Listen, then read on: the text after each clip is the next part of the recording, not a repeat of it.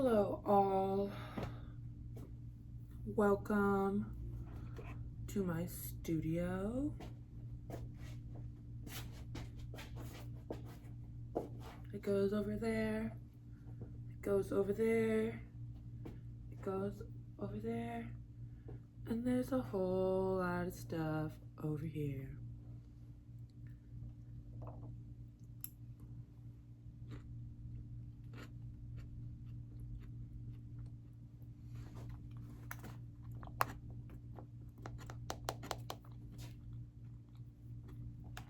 Chickpea salad, a go-to. Easy meal prep. Okay. Welcome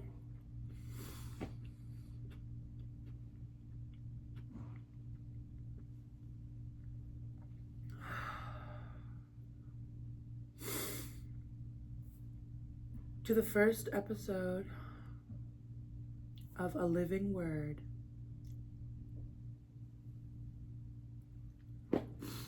I am your heartbroken host, Slink Love.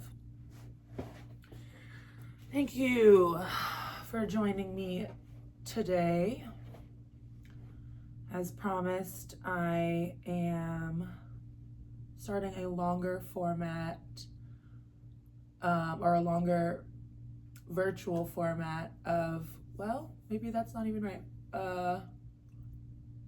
video. That's the video format of the Not Nice newsletter that I have going on Beehive, which is free. I'll be sure to add a link.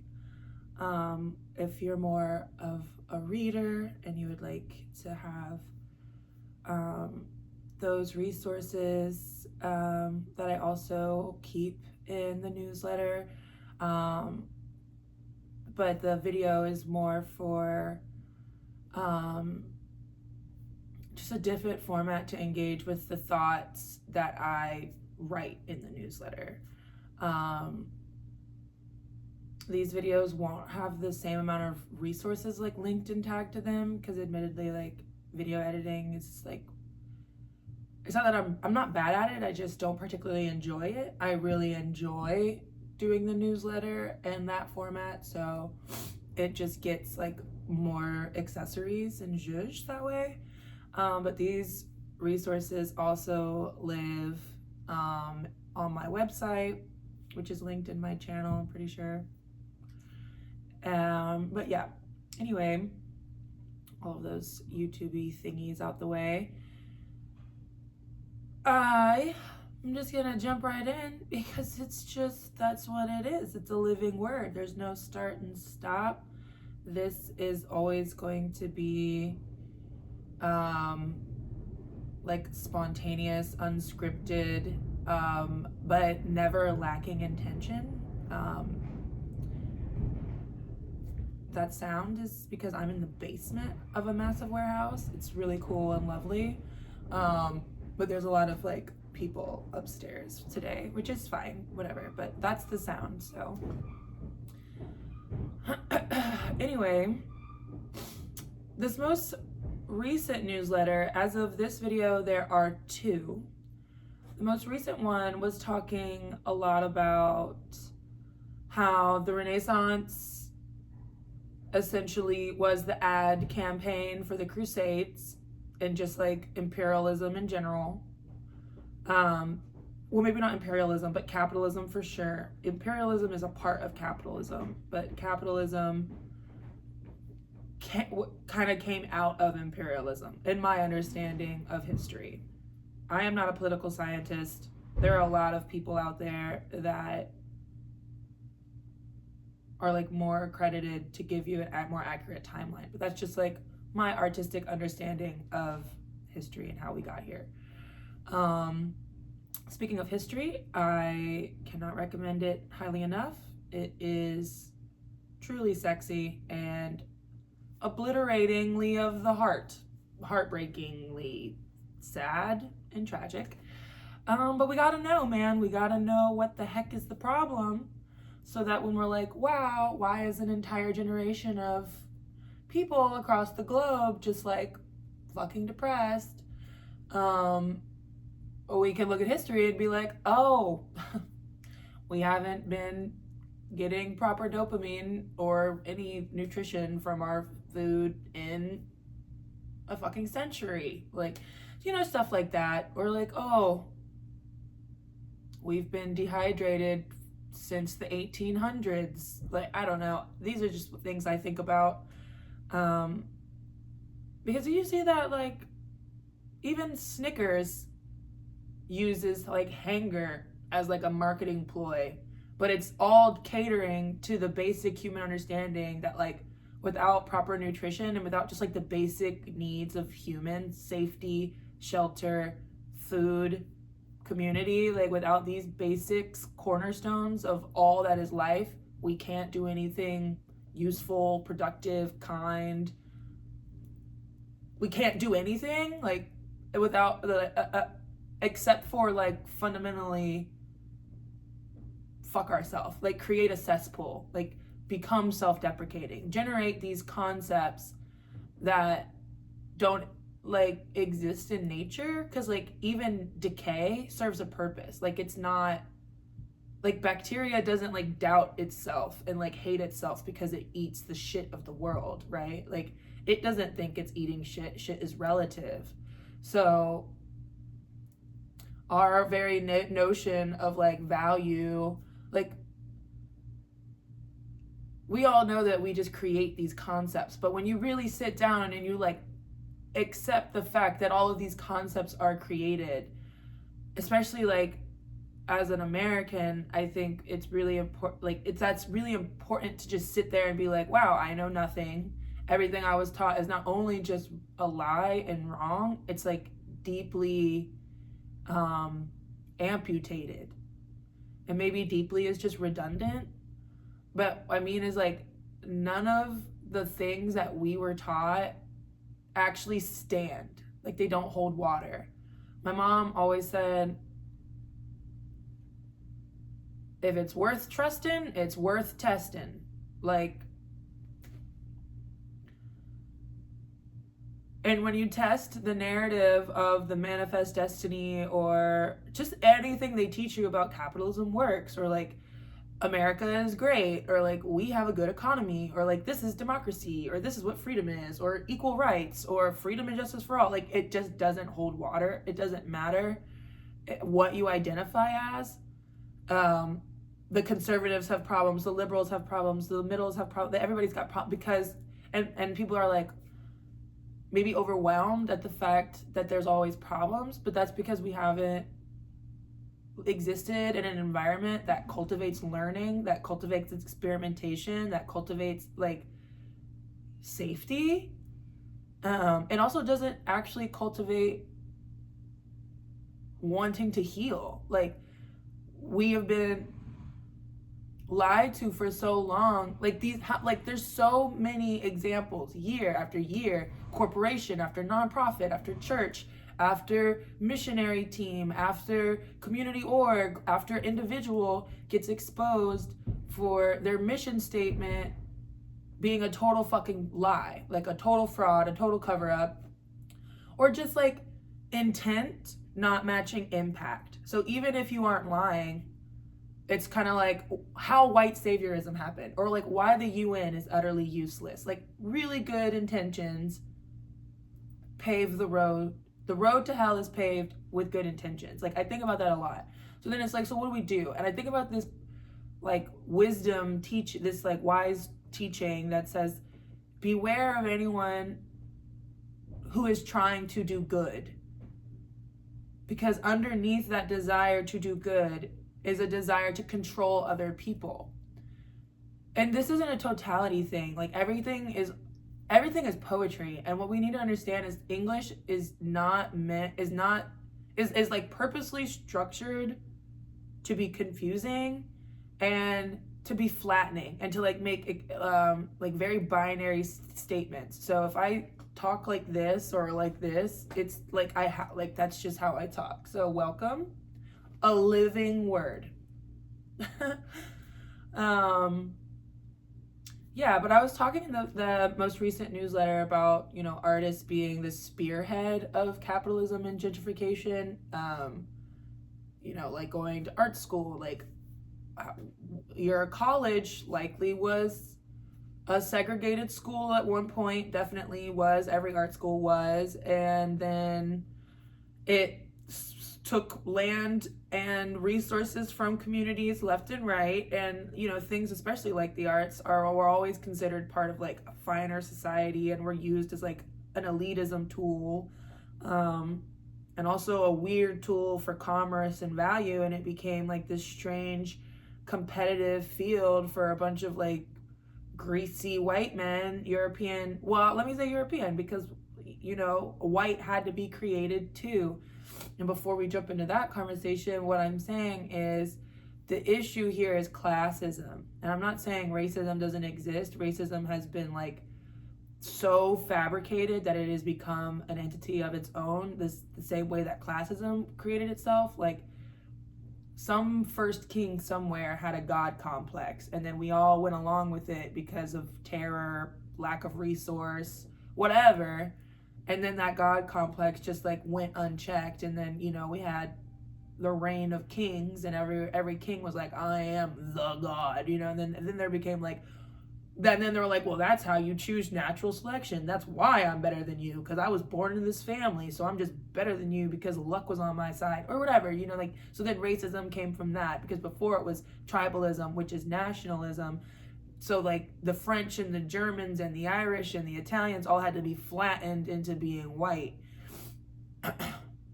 First, they had to be flattened into being French. They had to be flattened into becoming German. They had to be flattened into being Polish, right? So like, and then Poland had to be occupied like almost every fucking year, it feels like. But yeah, so you know what I'm saying? Like, this fascism is not new, and they use this narrative of like, we are all one, to like divide. So I'm seeing this in like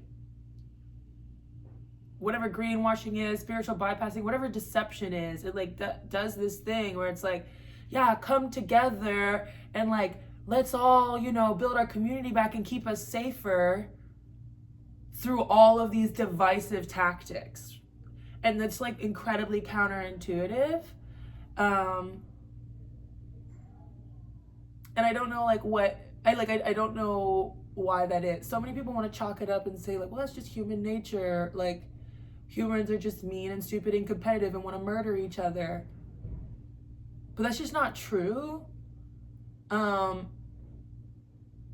Because babies like literally can't kill out the womb. Like, so they're like actively helpless, and they're also always asking for help. Like, they are always audibly like making their demands known.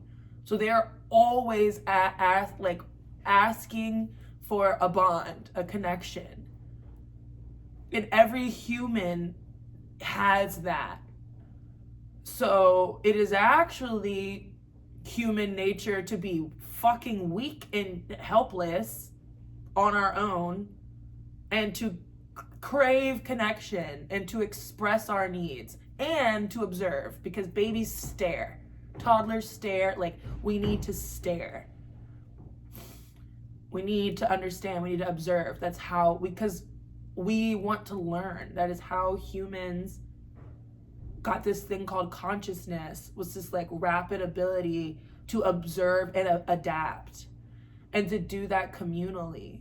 So when things are changing like this, and we have sped up evolution, like, some scientists say like 100 times, some say like 25 times. It depends on the scale of like what we're relating to. Like, we've driven up the extinction rate, like that percentage is much higher than like the percentage at which we've like advanced in technology, because the ratio of time, because like what we are defining as technology, like glasses or like spears and like fire, like the wheel, shoes, yeah, making clothes, like that technology is only limited to the span that like the humanoid has existed in the span of the universe, but the percentage of which, like, since the humanoid has existed and like the extinction rate that existed before the humanoid existed, when we came along, we accelerated all, like, past all of those previous extinction rates. Maybe that was like that should have been like explained with graphs or something. But what I'm saying is this. Humans are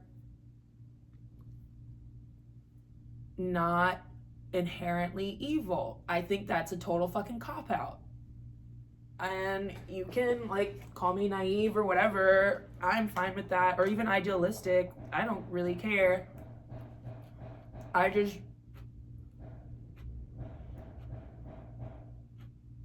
You just cannot convince me that nihilism is the full story. Like, it's not. You're missing so many components of subjective abundance, indigenous knowledge, and I would position nihilism is actually an agent of imperialism and maybe not even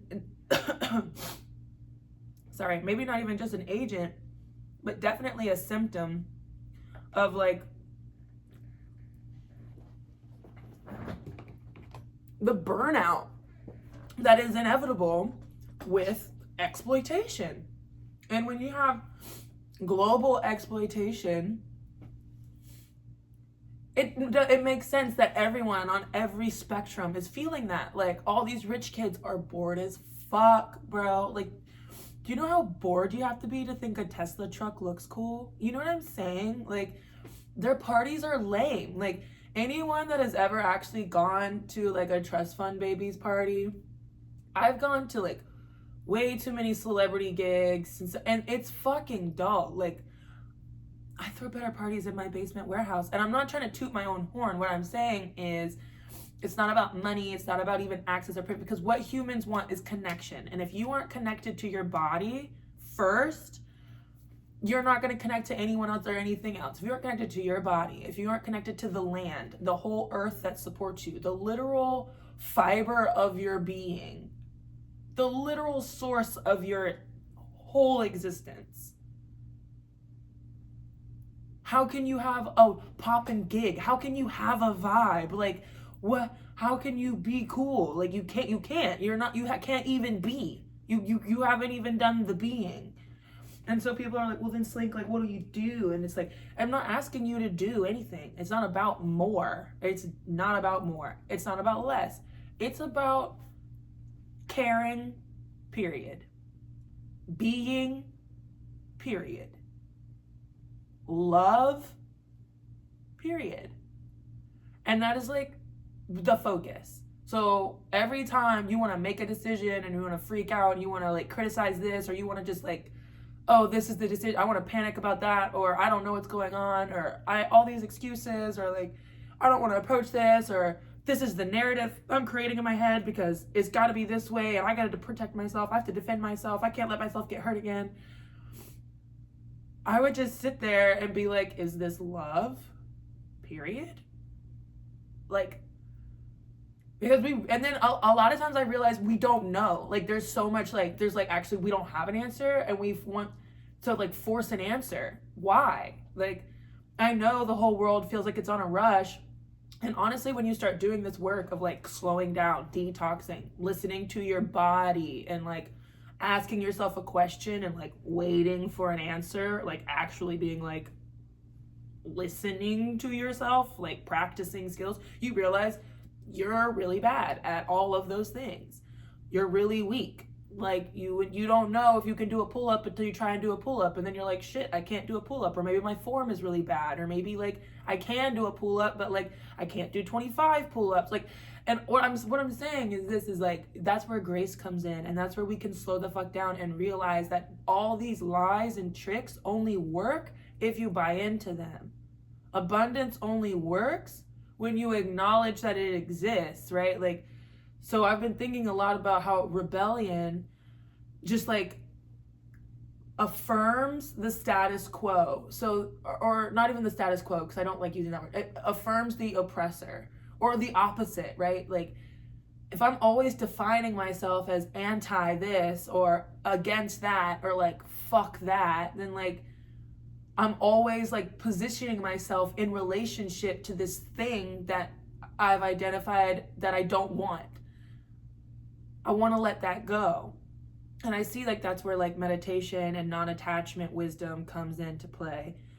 But then what does non-attachment look like applied to politics, or in the face of genocide, or in the face of rampant animal abuse, just because everybody's like, oh, I want to have a burger, but we don't think about what we're eating, and we don't think about what we're eating and how that is tied to what we're buying, and then the processes that all of these things have to undergo so that your instant gratification can get met. And then you realize, oh wait, I didn't even actually get the chemicals that I need. I didn't actually get the nutrition that I need. I didn't actually accomplish the fucking goal. So then it was like all of this was not for nothing, but then now we have these concepts of waste. Now we've created these concepts of abuse. Now we've created these concepts of oppression, repression, factory farming, the rape rack, the fact that that exists, and that's how all forms of dairy come to be. Like, that is the fucking industry term, and that's someone, a human, has to operate that and hear those sounds and do those actions, make those choices day after day. And then what? They're supposed to go home? They're supposed to like value women? They're supposed to value themselves? How do you do that? Like, how do you, as a cop or as a refugee, how do you listen to gunfire for multiple hours a day for months to years on end, and you're just like supposed to what? Not be jumpy? We're supposed to enjoy fireworks? We're supposed to like be able to handle traffic? Like, and we don't have this compassion, and then people are like, oh, pussy, you're being a pussy, you're blah blah blah blah, and that's like, or you gotta toughen up, or like everyone's too sensitive, and it's like, why is our narrative, why is our initial reaction to shun and blame someone?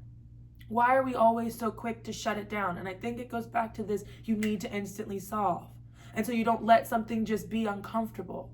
You don't sit in the wall sit, right? You're always trying to mentally check out or push or just like, oh, I'm going to just breathe through it. It's like, well, what if like all of these things are happening and there's like a chaos going on and there's like this weird messy middle going on, and it's like I'm uncomfortable and I'm calm, and like I want to push and I want to run away, but I'm okay and I'm here. And I think there's something to that, and I see that in nature. I see this like this both andness, this super slow, imperceivable growing of the grass paired with the rapid flow of the river and the uncontrollable nature and unpredictable direction of the wind, and how all of them though influence each other, and that the river cannot do a single thing that doesn't impact everything else, and that one blade of grass sends signals and messages to the entirety of every other grass, and then everything that's connected to that grass like receives the vibration. Every critter, every like future generation of critters, you know, like the things that are ancestral knowledge, like elephants, who the matriarch just knows where the watering hole is, and then we just now see elephants being super aggressive and going out of their way to kill other creatures, and that's a learned behavior. And what does that mean? And then I think of astrology and how we can really know and not just be ahead of, but be in tune with. And so what does it mean to be in tune with, right? There definitely comes a time when you feel like you're going crazy and it's like you can't catch your breath because you're waking up to all this pain. It's like the first time you stretch, you're like incredibly sore the next day and you're like, what the hell, you know? And then now it's like you can never not stretch because the moment you stop, that shit really hurts, right? So now you're like, oh yeah, I just replaced my crack with yoga. That's how I look at it, because that's literally what I did. So I don't know. Overall, I'm just like very aware that we gotta prioritize the inner work before we do any type of reparation, before we do any like external decolonization.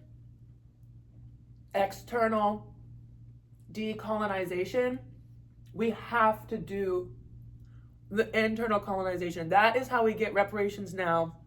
That is how we walk with integrity.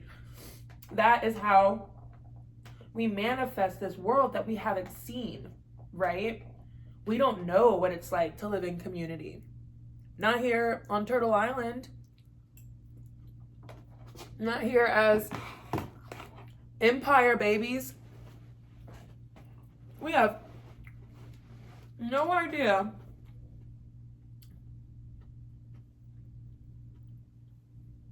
what it's like to live outside of capitalism. A lot of people have never even given themselves the opportunity to think about themselves outside of what they spend and what they buy, or what they make, or what they work, or when the next thing is due, right? Survival mode, whatever little term you want to call, like cutesy little thing that you understand it as. And I don't mean to downplay vocabulary, because vocabulary and semantics are important, but they aren't everything, and they aren't the only way to communicate, right? Like body language says a lot. Again, observation, y'all. And you can learn so much and not mentally understand a single thing that's happening. That's why I love travel.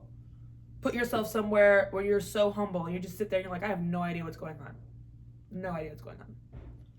That perspective is so important.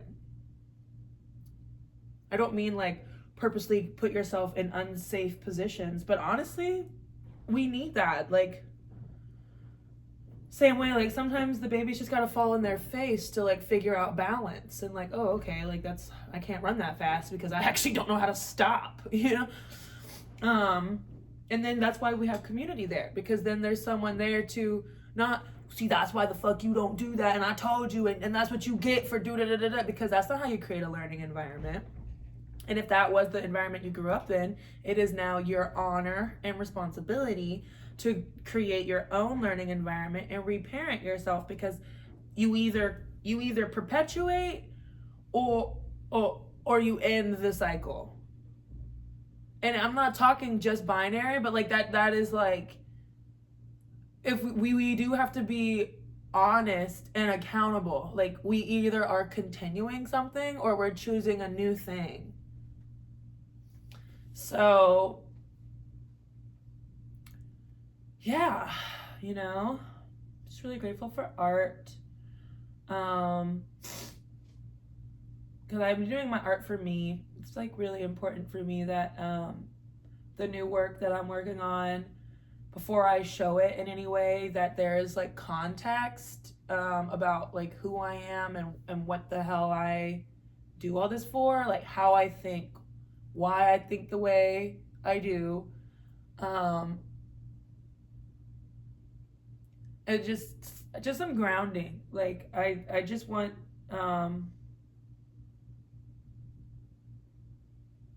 it's not like control of the narrative so much as I believe it's important to understand that anything you put out in the world exists like outside of you, and you are responsible to some degree on like how you are received and how you present yourself. Like, I don't know what Kanye's like thing is. It's just like an example that popped in my head while I was thinking.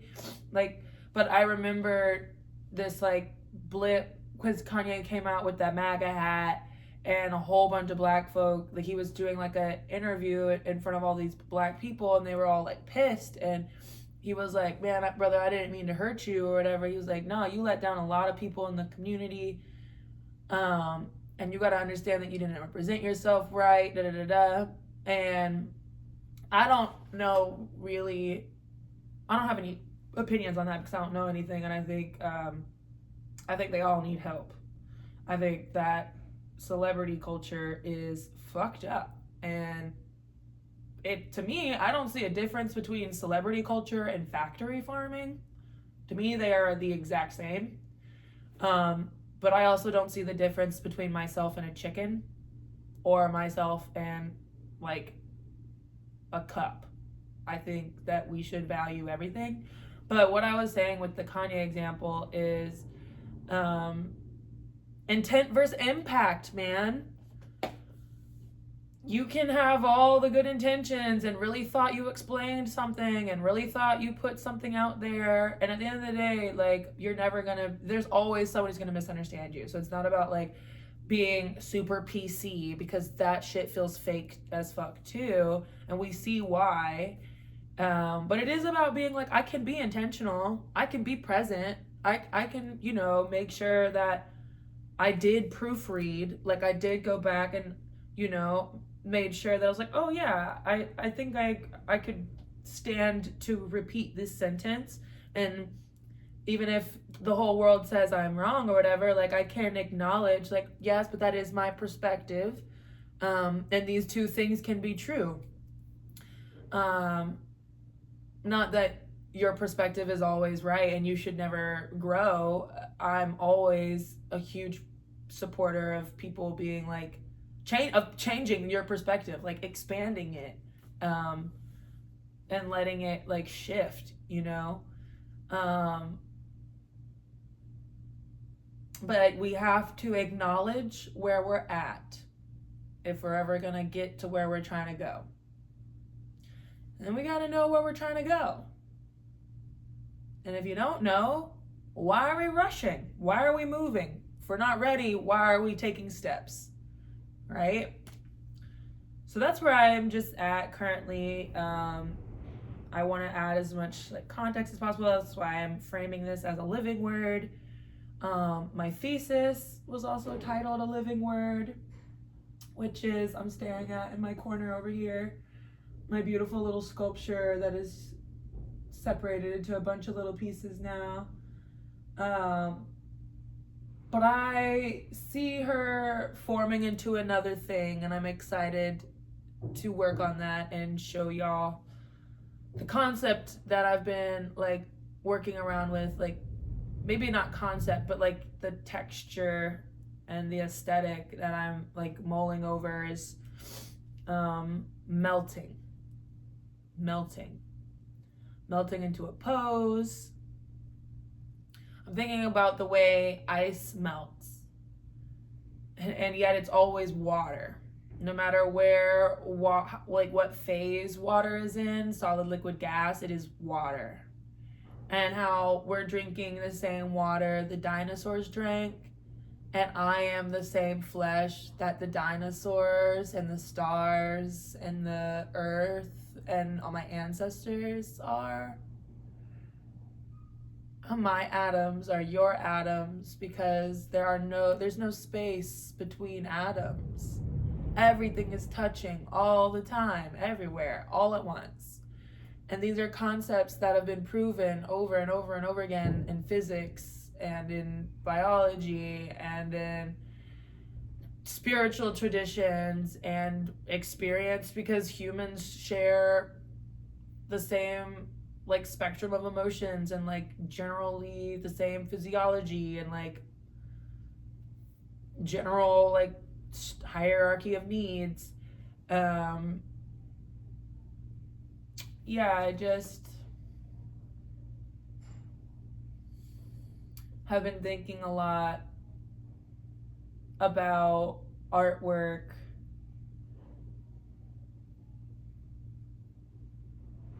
that exists without perpetuating imperialism and what that would mean. So I've taken to sharing free thoughts, free education. That seems like the vital part of my decolonization practice right now. Like where I'm currently at is studying and sharing and like co-educating. I'm in like 2 different study groups right now. And then my art, just, it's mine. Like I haven't been sharing it. Not because I'm against content. I mean, I am against content, but like the art isn't necessarily like the point. Like the education is the point. The history is the point. The art is serving me as like my because I externally process. I'm literally externally processing right now. But internally, because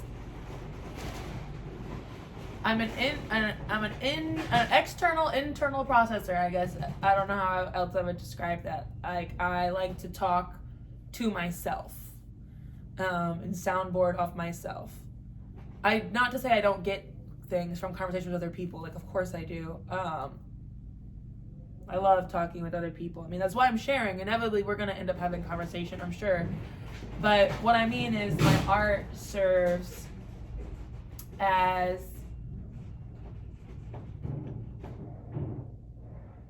just like a way for me to find some peace. Like, I'm a compulsive person. I've always made marks before I could walk. I was taking food stuff from my mom's fridge at 4 or 5 in the morning and smearing it on the walls and dragging the bag of flour across the living room to make mazes and shit. Like, literally crawling doing this.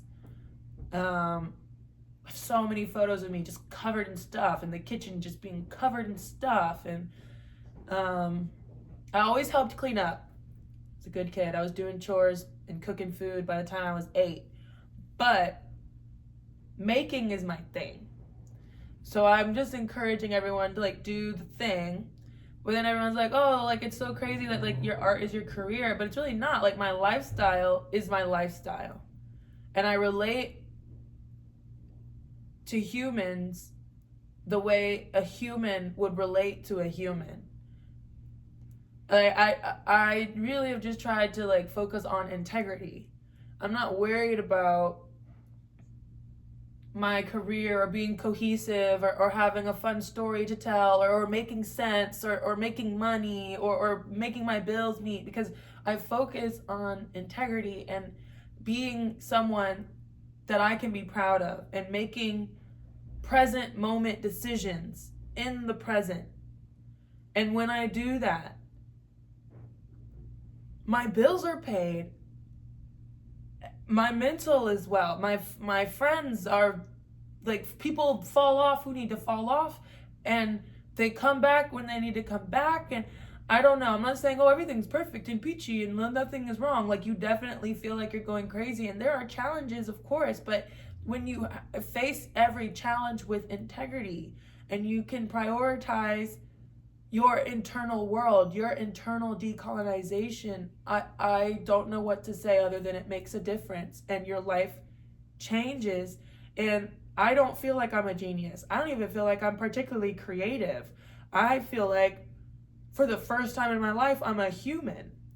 I'm just experiencing homeostasis. And that doesn't mean I don't have my BPD tendencies. I just know myself, which means I need my routine. I also need a healthy dose of spontaneity. I need to have things that I know I've learned myself. I focused on my internal world, and I've am consistently learning myself and every day prioritizing the present moment and living in integrity. Truly unpacking what that is. Yeah, I don't know. That's where I'm at right now. And I think that that's enough for me. I think I'm going to go back to my little sculpture over here. Looking really cute. I think I deserve a beer. Which is just something I like and I want. I don't really feel like over explaining it, but now that I said it out loud, I'm like, do I give context? I don't want like kids to be like, alcoholism is cool. That's not what I'm supporting here, guys. I'm just 28-year-old chickadee out here on a Friday at my studio. I don't even know what time it is, like 2 o'clock. I already did all my chores. I ate my noms. I did my good yoga. It was so nice. I had a good long walk. I walked down the hill here, took some photos. So I'm working on these trash paintings. Those are really good. I don't know, I have more thoughts about that, but yeah, I think I'm gonna go take my sculpture on the roof, hang out in the sun, do some melting up there. Ooh.